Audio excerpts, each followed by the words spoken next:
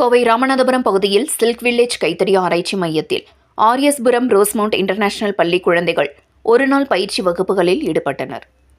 கோவை ராமநாதபுரம் பகுதியில் silk village கைத்தறி ஆராய்ச்சி மையம் செயல்பட்டு வருகின்றது. இந்த மையத்தில் ஆர்எஸ்புரம் பகுதியில் உள்ள ரோஸ்மவுண்ட் இன்டர்நேஷனல் பள்ளி குழந்தைகள் ஒருநாள் பயிற்சி வகுப்பான பிளாக் பிரிண்டிங் எனப்படும் அச்சிடுதல், டோர்மேட் வீவிங் எனப்படும் கால்மிதி நெசவு செய்தல் ஆகியவற்றை கண்டு அதற்கான குறிப்புகளை எடுத்துக் கொண்டனர். பள்ளியிலிருந்து சுமார் 15க்கும் மேற்பட்ட மாணவ மாணவியர்கள் இந்த பயிற்சி பட்டறையில் கலந்து கொண்டு பயிற்சி மேற்கொண்டனர்.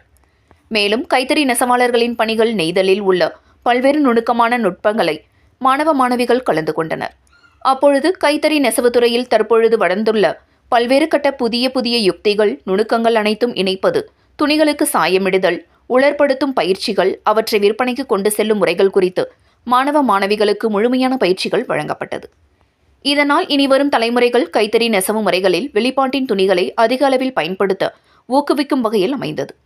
இந்நிகழ்ச்சியில் சில்க் வில்லேஜ் கைத்தறி ஆராய்ச்சி நிறுவன மையத்தின் நிறுவனர் கைத்தறி முருகேசன், பழனிவேல், அறிவுரையாளர் ராஜாராம், சில்க் வில்லேஜ் பேராசிரியை ஜோதிமணி கலந்து கொண்டு மாணவ மாணவியர்களுக்கு பயிற்சிகளை வழங்கினர் என்பது குறிப்பிடத்தக்கது.